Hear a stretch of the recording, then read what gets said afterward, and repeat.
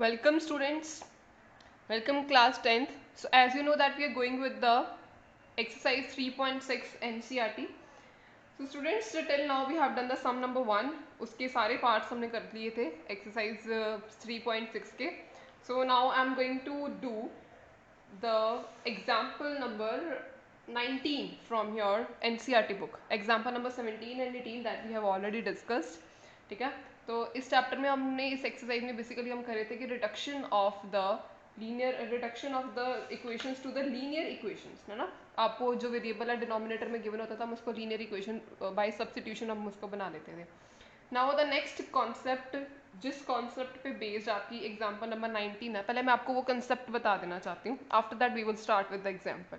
Okay, तो देखो, concept of upstream and downstream, and it is a very important question for the board point of view. Most probably 99% आपको ये question paper में मिलेगा ही मिलेगा. तो it's very important topic. तो अच्छे से ध्यान से समझ लीजिए क्या है इसमें. concept of ship upstream and downstream का. ठीक है, ये देखो आपको ना, जैसे कि आपको एक सिचुएशन अज्यूम करनी है. This is a water flow कर रहा है, कोई भी रिवर है, कोई भी आपके पास नदी है ना. रिवर में वाटर फ्लो कर रहा है, एक बोट है. ठीक है, अब हमने, अगर जो रिवर में जो वाटर फ्लो कर रहा है ना, सबसे पहले तो देखो फ्लोइंग वाटर कंसेप्ट समझना आपने कि flowing water is called stream. जो पानी फ्लो कर रहा है उसको बोलते हैं स्ट्रीम. ठीक है, या उसको बोलेंगे करंट की. ठीक है, जिस स्पीड से अगर जो पानी फ्लो करेगा, वाटर फ्लो करेगा, उसको बोलेंगे स्पीड ऑफ स्ट्रीम. ठीक है, या मैं उसको बोलूंगी स्पीड ऑफ करंट. ठीक है, जिस स्पीड से पानी फ्लो करेगा. आपको पता है कि जब कोई भी रिवर में वाटर फ्लो करेगा तो उस वाटर के फ्लो करने की भी कोई डायरेक्शन होगी. डायरेक्शन होने का मतलब है या तो इस डायरेक्शन में फ्लो करेगा या इस डायरेक्शन में फ्लो करेगा. आपने देखा ही होगा कई बार कि कोई भी वाटरफॉल से पानी आ रहा है, वाटरफॉल से तो चलो ऊपर से नीचे आता है, कोई भी रिवर में वाटर फ्लो करा, जैसे पीछे से कोई रिवर आ रही है, अज्यूम करो सिचुएशन को, पीछे से कोई रिवर आ रही है, वो इस डायरेक्शन में जा रही है, यहाँ से रिवर आ रही है, इस डायरेक्शन में जा रही है, पानी इस डायरेक्शन में जा रहा है. ठीक है, तो एक वाटर के फ्लो करने की भी कोई डायरेक्शन होती है. ठीक है, तो मान लीजिए कि पानी जो है, वाटर जो है, इस डायरेक्शन में मूव कर रहा है, इस डायरेक्शन में फ्लो कर रहा है. फ्लोइंग वाटर की ये वाली डायरेक्शन है. ठीक है, तो इस डायरेक्शन में फ्लो कर रहा है और जिस स्पीड से फ्लो कर रहा है उसको मैं बोलूँगी स्पीड ऑफ स्ट्रीम या स्पीड ऑफ करंट. ये दो नाम होते हैं इसके. ठीक है, आप पहले इतनी बात आप ध्यान में रखो. ठीक है, उसके बाद मान लो कि अगर कोई बोट है, बोट उस ये वाले लेक में ना, इस लेक में बोट है. ठीक है, वो बोट भी जो है इस लेक में फ्लो कर रही है. अगर तो बोट जो है इस वाटर के डायरेक्शन की, वाटर के फ्लो की डायरेक्शन में ही जाए, है ना. अगर पानी इधर जा रहा है मतलब कि डायरेक्शन और डायरेक्शन ऑफ वाटर, या फिर ये क्या है, स्ट्रीम है, स्ट्रीम की डायरेक्शन. ठीक है, अगर पानी इधर जा रहा है, स्ट्रीम की डायरेक्शन इधर है, तो अगर बोट की डायरेक्शन भी इधर हो जाए, अगर बोट भी जो है इधर मूव करना स्टार्ट करे, ठीक है, तो इसको हम बोलेंगे कि इसको हम बोलेंगे डाउन स्ट्रीम. ठीक है, फिर से ध्यान से देख लो. व्हेन, पॉइंट समझ लो, when boat flows in the direction of, flows in the direction of water या स्ट्रीम की डायरेक्शन में ही एक बोट फ्लो कर रही है. ठीक है, इसको क्या बोलेंगे हम, डाउन स्ट्रीम. ठीक है, डाउन स्ट्रीम. और अगर मान लो कि पानी इधर जा रहा है, वाटर की डायरेक्शन इधर है, और एक बोट है, मान लो बोट, मैं बोट बना देती हूँ यहाँ पे. ठीक है, ये जो बोट है, बोट की डायरेक्शन इधर है, बोट इधर फ्लो कर रही है. आप बोट को, जो बोट चला रहा है ना, वो आदमी वो बोट को इधर लेके जा रहा है, वो चाहता है कि मैं बोट को इधर लेके जाऊँ. ठीक है, और वाटर की डायरेक्शन इधर है. ठीक है, तो इस सिचुएशन में हम क्या करेंगे कि इस सिचुएशन में इसको क्या बोलेंगे, अपस्ट्रीम. कि वाटर कहाँ जा रहा है, अपस्ट्रीम. फिर से देख लो, when boat flows opposite to the direction of water, direction of water या डायरेक्शन ऑफ स्ट्रीम या direction of current, it is called upstream. इसको क्या बोलेंगे? अपस्ट्रीम। ठीक है, देखो क्वेश्चन करने से पहले आपको अपस्ट्रीम डाउनस्ट्रीम पता होने चाहिए कि होते क्या है, तभी हम अपस्ट्रीम और डाउनस्ट्रीम से रिलेटेड क्वेश्चन कर पाएंगे। ठीक है, अब आपने ये याद रखना है कि अब हम इसका थोड़ा सा मैथमेटिकल वे से करते हैं। फिर से एक बार बता दूं कि अगर स्पीड ऑफ स्ट्रीम इस साइड पे है, अगर उसी साइड पे बोट मूव करे तो उसको बोलेंगे डाउनस्ट्रीम, अगर उसे ऑपोजिट डायरेक्शन में मूव करे तो उसको बोलेंगे अपस्ट्रीम। ठीक है जी, अगर मान लो let the speed of boat in still water जो है वो x है, और स्पीड ऑफ स्ट्रीम जो है वो क्या है? y। लेट आप ये ले लो। अब आपने एक कंसेप्ट ऐसे याद रखना है आपने, speed of still water, speed of boat, ये जो बोट है स्टिल वाटर में, अब हम हमेशा जब भी इस क्वेश्चन में कंसिडर करेंगे ना, हम हमेशा स्टिल वाटर में, स्टिल वाटर मतलब वो पानी मूव नहीं कर रहा है, वो स्टिल वाटर ही है, मूव नहीं कर रहा है। ठीक है, तो स्पीड ऑफ स्ट्रीम क्या होगी? y। स्पीड ऑफ स्ट्रीम मतलब कि जिस डायरेक्शन में पानी जा रहा है, जिस डायरेक्शन, जो स्ट्रीम की डायरेक्शन है, पानी की जो डायरेक्शन है वो क्या होगी? y। ठीक है, तो speed of the boat in still water equal to x, speed of the stream equal to y। अच्छा मुझे ये बताओ कि अगर डाउन स्ट्रीम की अगर मैं बात करूँ, डाउन स्ट्रीम का मतलब है कि पानी भी इस डायरेक्शन में जा रहा है, वाटर भी इस डायरेक्शन में, और बोट भी इस डायरेक्शन में जा रही है। अगर स्ट्रीम की स्पीड जो है, जो पानी की स्पीड है वो मेरे पास y है, ठीक है, बोट की स्ट्रीम मेरे पास x है, तो इफेक्टिव स्पीड क्या हो जाएगी? दोनों की अगर मैं स्पीड को कैलकुलेट करना चाहूँ तो इफेक्टिव स्पीड क्या हो जाएगी? देखो अगर इफेक्टिव स्पीड, अगर दोनों ही एक डायरेक्शन में मूव कर रहे हैं तो इफेक्टिव स्पीड जो है ना, इफेक्टिव स्पीड, इन दोनों की इफेक्टिव स्पीड क्या हो जाएगी? ऐड हो जाएगी, कि जितनी पानी की स्पीड होगी और उसमें क्या करेंगे, बोट की स्पीड जो है वो ऐड हो जाएगी, किलोमीटर पर आवर। मान लीजिए ये किलोमीटर पर आवर में है इस तरीके से। ठीक है, यानी कि मान लीजिए अगर स्पीड ऑफ द स्ट्रीम मेरे पास जो है ना, स्पीड ऑफ द स्ट्रीम मेरे पास ये 20 किलोमीटर पर आवर है, और बोट की स्पीड जो है वो 40 किलोमीटर आ रहा है। ठीक है, 40 किलोमीटर से बोट जा रही है, 20 किलोमीटर से पानी का फ्लो है। ठीक है, तो दोनों एक ही डायरेक्शन में जा रहे हैं तो इफेक्टिव क्या हो जाएगी? दोनों की स्पीड ऐड हो जाएगी, ऐड होके इकट्ठी उस डायरेक्शन में इफेक्टिव क्या हो जाएगी? 60 किलोमीटर पर आवर से फिर वो बोट मूव करना स्टार्ट हो जाएगी, उसमें पानी की स्पीड जो है वो ऐड हो जाएगी। ठीक है, ये आपने कंसेप्ट माइंड में रखना हमेशा। अगर मान लो कि ये मैंने बात की थी डाउन स्ट्रीम की, कि अगर एक ही डायरेक्शन में जा रहे हैं for down stream, this is for down stream. आप याद रखोगे कि डाउन स्ट्रीम में क्या होता है, बोट और स्ट्रीम की स्पीड क्या हो जाती है? ऐड हो जाती है, ऐड स्पीड क्या हो जाती है? ऐड हो जाती है। ठीक है, और नेक्स्ट अगर मैं अपस्ट्रीम की बात करूं, बेटा अपस्ट्रीम देखो पानी इधर जा रहा है, वाटर इधर जा रहा है, स्ट्रीम की स्पीड इधर है, बोट इधर फ्लो कर रही है। तो देखो जब बोट इधर फ्लो करेगी, ठीक है, तो ये देखो अगर एक स्ट्रीम इधर जा रहा है, पानी इधर जा रहा है ना, तो ये बोट इधर जा रही है, तो पानी इसको अपनी तरफ खींचने की कोशिश नहीं करेगा कि ये इधर डायरेक्शन में जा रही है, इधर डायरेक्शन में जा रही है, इसको अपोज करेगा ना। जैसे कि आपने फिजिक्स में पढ़ा होगा कि एक अगर फोर्स इधर है, दूसरी फोर्स इधर जा रही है, तो वो अपोज करती हैं एक दूसरे को। इसी तरीके से अगर पानी की स्पीड इधर है, बोट इधर जा रही, तो पानी इसको अपनी तरफ खींचने की कोशिश करेगा। अगर स्विमिंग भी कर रहा, मान लो कोई मैन है वो स्विमिंग कर रहा है, पानी की स्पीड इधर है, पानी इधर डायरेक्शन में जा रहा है, वो बंदा जो है, वो आदमी जो है वो इस डायरेक्शन में स्विम करने की कोशिश कर रहा है, पर पानी जो है उसको अपनी डायरेक्शन में खींचने की कोशिश करेगा। ठीक है, तो इस तरीके से अगर तो अपोजिट डायरेक्शन में होंगे तो अपोजिट डायरेक्शन में क्या हो जाएगा इनकी, अगर मैं इफेक्टिव स्पीड निकालने की बात करूँ, अगर मैं इफेक्टिव स्पीड निकालने की बात करूँ कि बोट की स्पीड x है और पानी की स्पीड जो है वो y है। ठीक है, तो इफेक्टिव स्पीड अगर दोनों ऑपोजिट डायरेक्शन में मूव कर रही हैं तो ऑपोजिट डायरेक्शन में क्या होगा, इनकी स्पीड जो है वो सब्ट्रैक्ट हो जाएगी, मतलब इफेक्टिव स्पीड जो है वो कम हो जाएगी। कम क्यों हो जाएगी? क्योंकि इस बोट को पानी की जो स्पीड है ना वो मतलब खींच रही है, वो अपनी तरफ खींच रही है, उसको कम करने की कोशिश कर रही है, वो अपनी तरफ उस स्पीड से जाने नहीं दे रही है उसको। ठीक है, सो इन केस ऑफ अपस्ट्रीम क्या हो जाएगा, बोट की स्पीड क्या हो जाएगी, मैंने बताया कि वो कम हो जाएगी। कम कैसे हो जाएगी, आपने क्या करना है, बोट की स्पीड में से, बोट की स्पीड है x, उसमें से पानी की स्पीड को माइनस कर देना, यानी कि x minus y kilometre per our.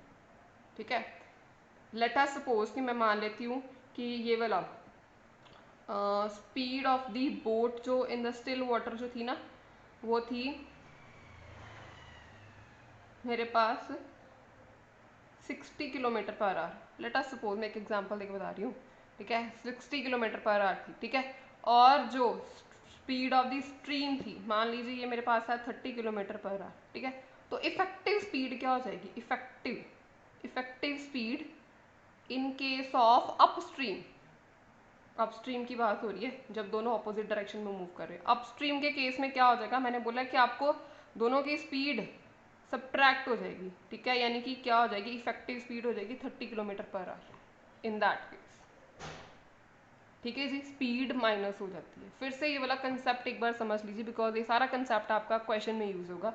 आपने अभी सिर्फ इतनी बात याद रखनी है इसमें कि सबसे पहले वाटर के फ्लो को क्या बोलते हैं, स्ट्रीम, ठीक है। उसके बाद अगर बोट उसी डायरेक्शन में जा रही है तो उसको बोलेंगे डाउन स्ट्रीम, अगर बोट अपोजिट डायरेक्शन में जा रही है तो अपस्ट्रीम, ठीक है। बोट अपोजिट डायरेक्शन में जा रही है, पानी के फ्लो के अपोजिट है तो अपस्ट्रीम, ठीक है।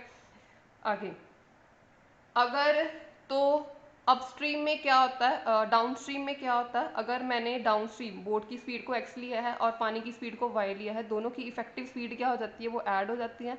इन केस ऑफ अपस्ट्रीम अगर मैंने बोट की स्पीड को x लिया है, इसकी स्पीड को y लिया है, तो दोनों की स्पीड क्या हो जाती है, माइनस हो जाती है, ठीक है। बस इतनी बात याद रखनी है कि इन केस ऑफ डाउनस्ट्रीम के केस में effective speed is x plus y, in case of upstream effective speed is x minus y, ठीक है, where x is the speed of boat in still water and y is the speed of the stream and y is the speed of the stream.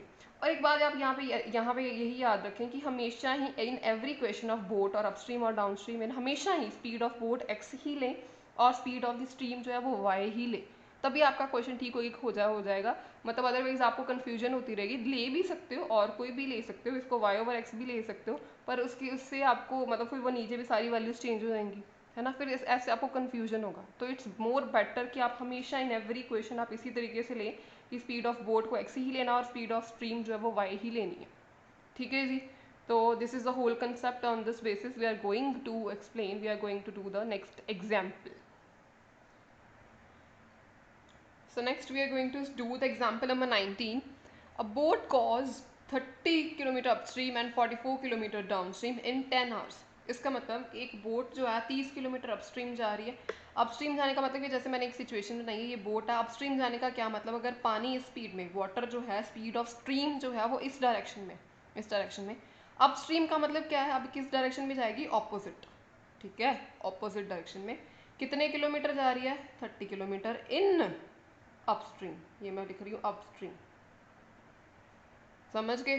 44 kilometre downstream, 44 kilometre downstream जाने का मतलब है कि 44 kilometre stream की direction में जा रही है, तो इसका मतलब 44 किलोमीटर ये हो गया इन डाउनस्ट्रीम, ठीक है। और ये दोनों डिस्टेंस कितनी देर में कवर कर रही है, 10 आवर्स में कवर कर रही है, ठीक है जी। तो पहले एक सिचुएशन देखते हैं, फिर नेक्स्ट सिचुएशन है कि 13 आवर्स में 40 किलोमीटर अपस्ट्रीम और 55 kilometre downstream, determine the speed of the stream and that of the boat in still water, ये उन्होंने पूछा है, ठीक है। तो अब देखो ध्यान से, हमने क्या करना है, जो चीज़ हमारे पास नहीं होती उसको हम क्या ले लेते हैं, एक्स और वाई।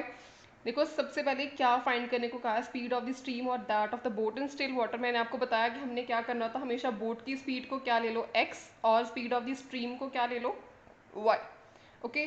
तो डाउनस्ट्रीम में क्या हो जाएगी, स्पीड ऐड हो जाती है, अभी मैंने आपको बताया स्पीड ऐड यानी कि x प्लस वाई, और speed of the boat in down upstream क्या हो जाएगी, स्पीड माइनस, यानी कि बोट की स्पीड में से speed of the stream minus कर देनी आपने, ठीक है जी। तो नाउ अब आपको ये, आई थिंक ये फॉर्मूला आपने लोअर क्लासेस में पढ़ा होगा, फिजिक्स में भी पढ़ा होगा कि time equal to distance upon speed, यानी कि आपने ये पढ़ा होगा एक्चुअल में कि speed equal to distance upon time. तो ये ऐसे कर सकते हैं, टाइम इधर आ जाएगा, स्पीड नीचे आ जाएगी, है ना, क्रॉस मल्टीप्लाई करके वो ऐसे भी कर सकते हैं हम। तो यहाँ पे क्या लिखा है ना, time equal to distance upon speed, हमने ये कॉन्सेप्ट यूज़ करना है, speed equal distance time speed वाला कॉन्सेप्ट यूज़ करके हमने क्वेश्चन सॉल्व करना। तो ध्यान से देख लीजिए आप इस पर, अगर 30 किलोमीटर अपस्ट्रीम जा रही है, देखो बेटा ऐसे इसको लिख लो कि 30 किलोमीटर अपस्ट्रीम, ठीक है, प्लस 44 किलोमीटर डाउनस्ट्रीम, कितनी देर में, 10 आवर्स में, according to the situation, according to the statement, ठीक है। तो 33 किलोमीटर अपस्ट्रीम। अगर मैं टाइम निकालना स्टार्ट करूँ, अगर मैं लिखूँ, देखो बेटा, लेट मैं ले रही हूँ यहाँ पे, लेट T1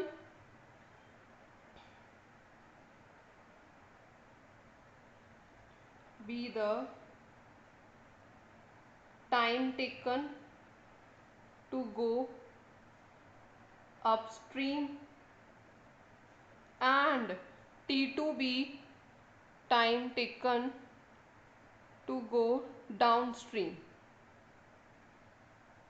ठीक है, देन बेटा देखो time taken T1 equal to upstream के लिए क्या डिस्टेंस है बेटा, देखो अपस्ट्रीम के लिए डिस्टेंस है 30 किलोमीटर, यानी कि T1 equal to 30 upon speed बेटा हमारे पास कितनी है अपस्ट्रीम की स्पीड, ये देखो x माइनस 30। फिर से एक बार देख लेते हैं, ये देखो अपस्ट्रीम जाना है, मैंने अपस्ट्रीम का लिखा है, ठीक है ना। अपस्ट्रीम के केस के लिए मुझे ये फॉर्मूला अप्लाई करो, time equal to distance upon time, और time equal to distance upon speed for upstream.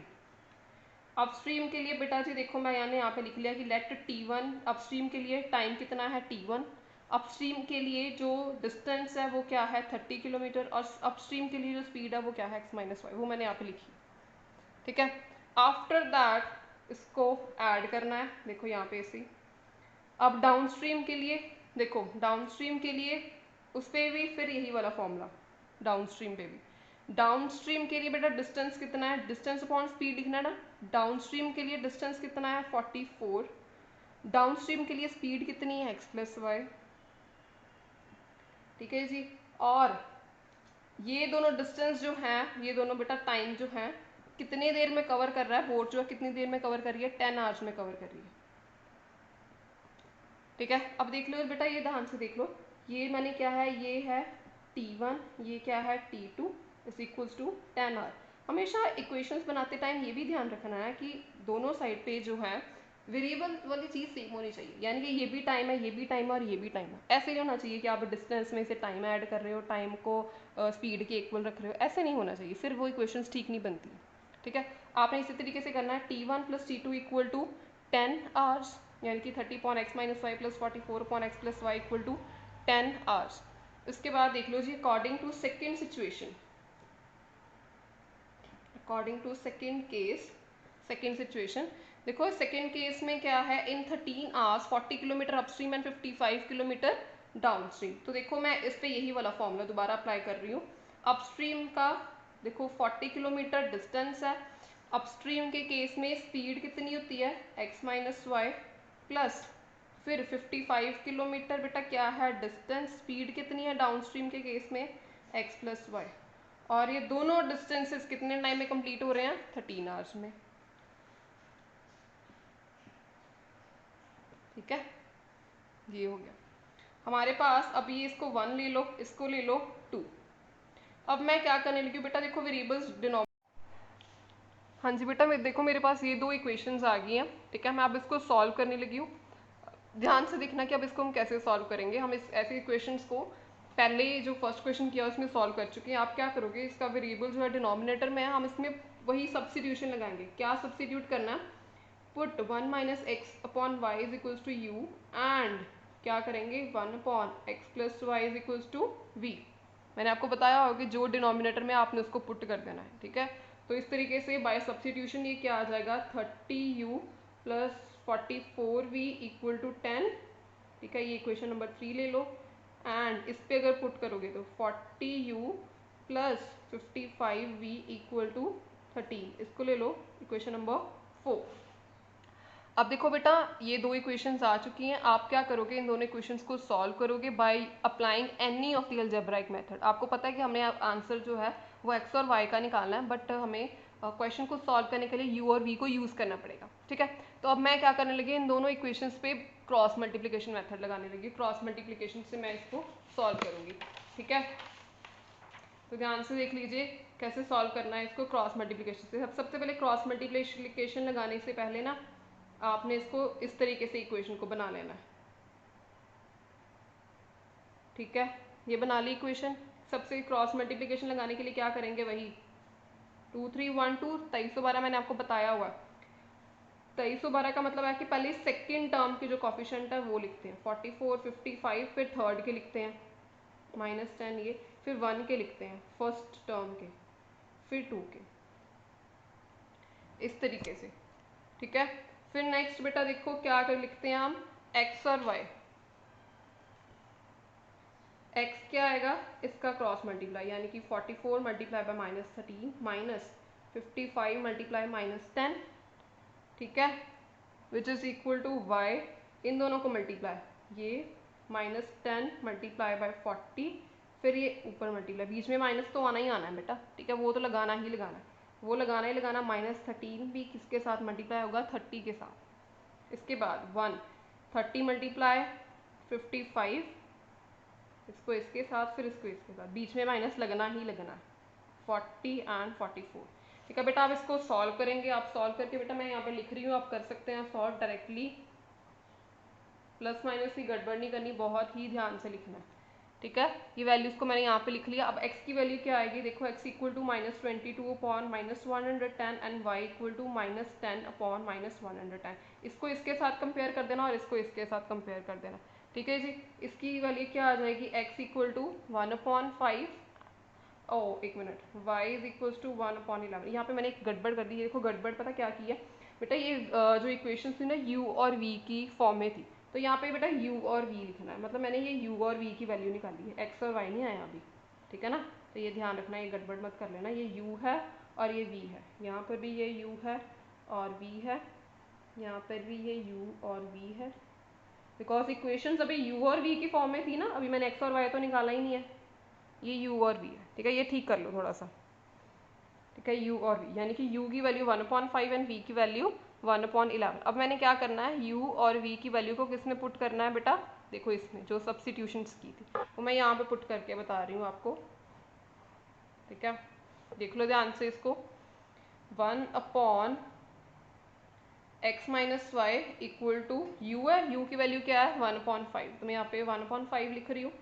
1/x plus y is equal to v की वैल्यू है 1/11, ठीक है। बाय कंपेयरिंग, और इसको चाहे आप क्रॉस मल्टीप्लाई कर लो, क्रॉस मल्टीप्लाई करोगे तो क्या आएगा 5 इधर x माइनस वाई और यहाँ पे भी 11 equal to x plus y. अब ये दोनों फिर से नई इक्वेशंस आ गई हैं, ठीक है। अब इसको नाम दे लो इक्वेशन नंबर 5, इसको नाम दे लो इक्वेशन नंबर 6। अब इन दोनों इक्वेशन को फिर से सॉल्व करोगे, फिर से सॉल्व करोगे, कैसे सॉल्व करोगे, इससे भी आप कोई भी मेथड लगा सकते हो, पर ये इक्वेशंस बड़ी सिंपल सी हैं। जब ऐसी वाली इक्वेशन हो जो और जिसमें वैसे भी कॉफिशेंट सेम हो, 1 हो कॉफिशेंट, तो सिंपली आप क्या करते हो, या उसको ऐड कर लो या उसको सब्ट्रैक्ट कर लो, यानी कि एलिमिनेशन मेथड लगा लो, एलिमिनेट कर दो, डायरेक्टली एलिमिनेट हो जाएंगे, एलिमिनेट हो जाएंगे। ये देखो y के साथ माइनस है, यहाँ पे y के साथ प्लस है, इन दोनों को ऐड करोगी तो y एलिमिनेट हो जाएगा, y कैंसिल हो जाएगा, ठीक है। तो मैं यहाँ पे यही कर रही हूँ, एडिंग 5 एंड 6, तो इसको मैंने ऐड किया x minus 5 plus x minus Y plus x plus y is equals to 5 plus 11, मतलब मैंने राइट हैंड साइड वाले राइट हैंड साइड को ऐड कर लिया, लेफ्ट हैंड में लेफ्ट हैंड को ऐड कर लिया, ठीक है। तो ये y और y cancel, 2x equal to what 16, so x equal to 8, x equal to 8 आ गया। Put it in the any of the equation, बेटा किसी में भी पुट कर दो, इसमें पुट कर दे x minus y equal to 5, so x equal to 8 है,